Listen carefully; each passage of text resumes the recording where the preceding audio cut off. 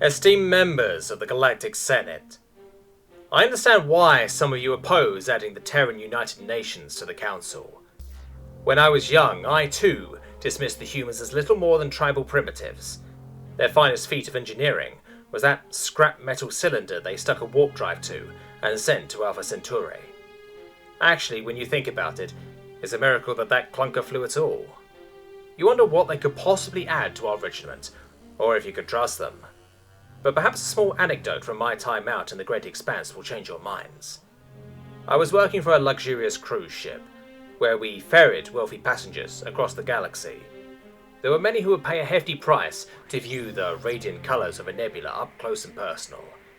And of course, we stocked up on the finest delicacies and intoxicants.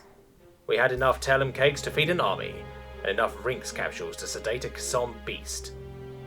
We were a bit short-staffed during the height of the travel season one year. Even offering generous pay and over-the-top benefits, it was difficult to find anyone willing to be off-planet for such long stretches of time. Pressed to find a solution, we reached out to employment offices on the most recently discovered planet, Earth. Before we knew it, we had dozens of applicants. The human civilians were all too eager to venture to the stars. After careful review, they picked out the best 4 candidates and hired them. Their names were Mark, Terry, Amber, and Sean. You could say our management took advantage of their enthusiasm. The wages given to the humans were much lower than other staffers. I asked Mark why they would work for so little, and he just laughed and said, "It's not about the money." But I digress. The humans were the subject of many snide remarks among the rest of the crew. They didn't have the best reputation. They were said to be clumsy, naive, and undisciplined. This was not helped by the fact that Mark and Terry were found passed out in the dining lounge on their first night on the ship. Apparently they had crushed up Rinks capsules and snorted them. That was a new one. I steered clear of them for the most part at first, but curiosity got the better of me. They were more friendly and more intelligent than the bawdy jokes would have you believe. We shared stories about our cultures, what strange rituals they had for their deceased. I'd never heard of a species leaving gifts for corpses, and I couldn't fathom why they would do it. Eventually we began to connect on a more personal level. I came to particularly enjoy the company of the one called Amber, and perhaps even fancied her. We would eat breakfast together in the mornings and watch terror movies together in the evenings. What little break time we had was shared almost exclusively in each other's company. So as the ship's voyage came to a conclusion and the passengers disembarked, I felt a sharp pang of disappointment. The realization that we would be separated in a matter of hours was difficult to accept. All that remained was the routine trip to the nearest Federation service port for mandatory inspection. I decided to join the humans at the recreation center for one last game of Uno before we docked. Little did I know that that short trip would be anything but routine. The official accident investigation concluded that a coolant pipe in the warp chamber had burst. The overheating had led to catastrophic failure of the antimatter containment field, which in turn caused a reactor meltdown. But at the time, nobody knew what had happened, just that the ship had suddenly taken a nosedive over an uninhabited mining colony. There was no time to make a break for the escape shuttles. The gravitational force of our steep descent threw me against the wall and rendered me incapable of movement. Well, I thought, if this is the end, I just hope it will end quickly. I remember locking eyes with Amber for a few moments before the pressure knocked me out. The next thing I knew, I was being dragged across a dusty field, away from the burning wreck of our ship. I spotted pale, fleshy hands wrapped around my torso, and felt relief wash over me as I realized who it was. Amber had survived.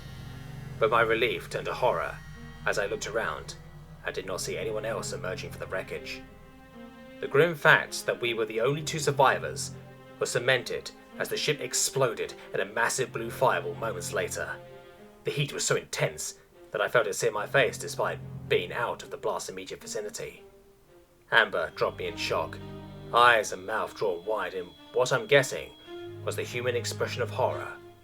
We both knew there was no way the crewmates trapped inside the wreckage had survived that. I could only offer her my thanks for saving my life and some empty words of comfort. We watched as the flames died down, trying to process what had happened. Amber snapped out of it first, suggesting that we sift through the wreckage and try to salvage whatever we could. Luckily enough, we uncovered an escape shuttle with only minor damage, There was food and water tucked away inside.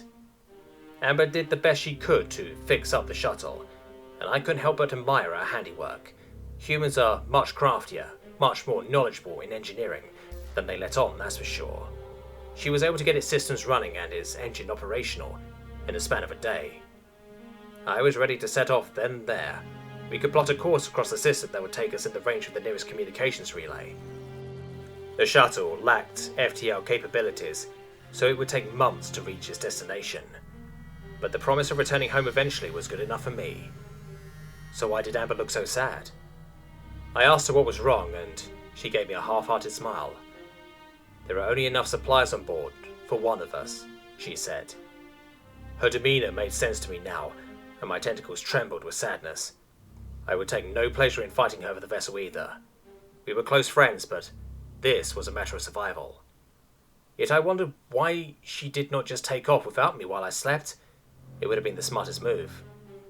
So I've decided that you should take the ship. Just activate the distress beacon once you're in range of comms, and you'll be fine, she continued. I stared at her in disbelief. It made absolutely no sense that she would choose my survival over her own. The food and water in the shuttle was all that was still intact after the crash. Remaining on the planet would condemn her to certain death. But she said it in such a matter-of-fact way, as though it was the most logical choice. I almost felt compelled to argue with her for making such a foolish offer. What about you?